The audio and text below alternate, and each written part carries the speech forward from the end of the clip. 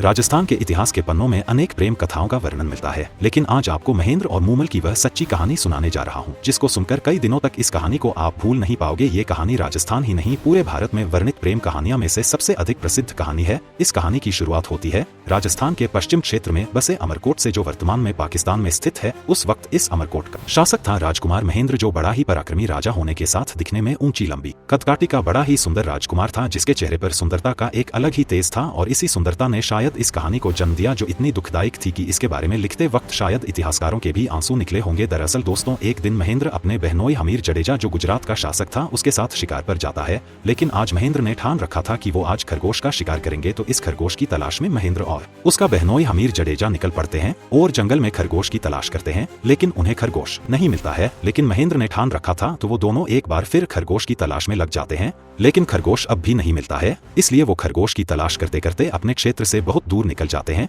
और राजस्थान के जैसलमेर तक पहुंच जाते हैं।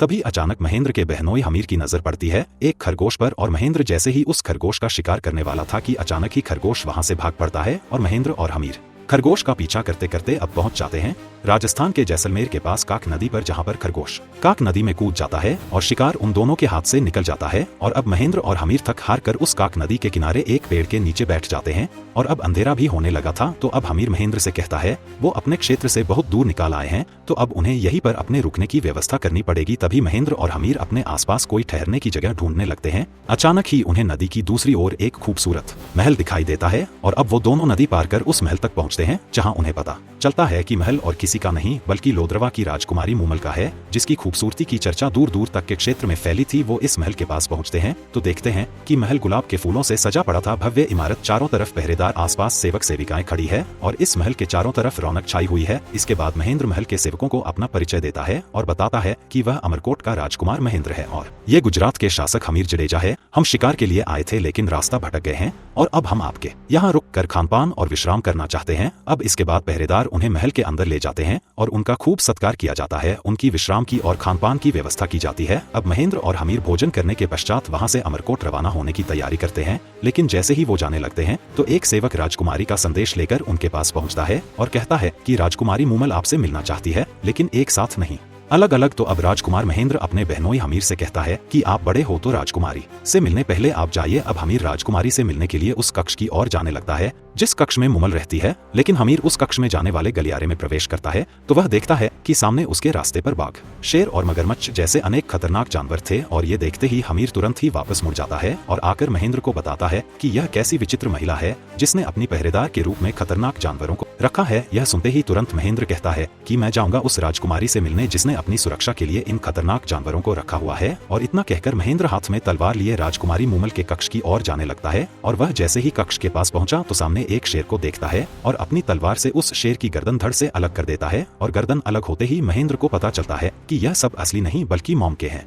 लेकिन देखने पर असली प्रतीत होते हैं। और उसके बाद महेंद्र राजकुमारी मूमल के कक्ष तक पहुंच जाता है और वह जैसे ही कक्ष में प्रवेश करता है तो सामने का मंजर देखकर महेंद्र की नजरें ठहर जाती है। वह सामने देखता है कि एक सुंदर कन्या, जिसकी आंखें हिरनी जैसी, जिसके बाल एड़ियों तक लंबे, जिसका चेहरा शरद रात्रि की पूर्णिमा के चांद जैसा, वह कन्या महेंद्र की प्रतीक्षा में उसके सामने खड़ी थी। और यह कन्या कोई साधारण कन्या नहीं बल्कि लोद्रवा की राजकुमारी मूमल थी, जिसकी सुंदरता का बखान दूर दूर तक के क्षेत्र में फैला हुआ था। लेकिन इस कहानी में मूमल के साथ जो होता है वो सुनकर आपकी रूह कांप जाएगी।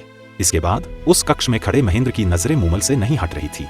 वह उसे देखकर अभिभूत हो जाता है। मूमल इतनी आकर्षित थी कि महेंद्र मूमल का कायल हो जाता है और इधर मूमल भी इस ऊंचे कदकाठी के सुंदर नवयुग को देखकर उससे आकर्षित हो जाती है और पहले ही मुलाकात में दोनों को आपस में प्रेम हो जाता है। अब इसके बाद मूमल और महेंद्र बातें करने लग जाते हैं और मूमल और महेंद्र बातों में इतना खो जाते हैं कि उन्हें पता ही नहीं चलता कि कब रात बीत गई। और अब अगली सुबह जब महेंद्र राजकुमारी मूमल से अमरकोट जाने की इजाजत मांगता है तो मूमल महेंद्र को रोकती है और मूमल महेंद्र के सामने अपने विवाह का प्रस्ताव रख देती है। और इतना सुनते ही महेंद्र कहता है कि वह इस प्रस्ताव को स्वीकार नहीं कर सकता है, क्योंकि महेंद्र के पहले से ही 4 रानियां हैं। लेकिन अब भी दोनों एक दूसरे से बिछड़ना नहीं चाहते थे। तो मूमल ने महेंद्र से कहा कि आप एक शर्त पर यहाँ से जा सकते हो। मूमल की शर्त जानने के लिए देखिए अगला भाग।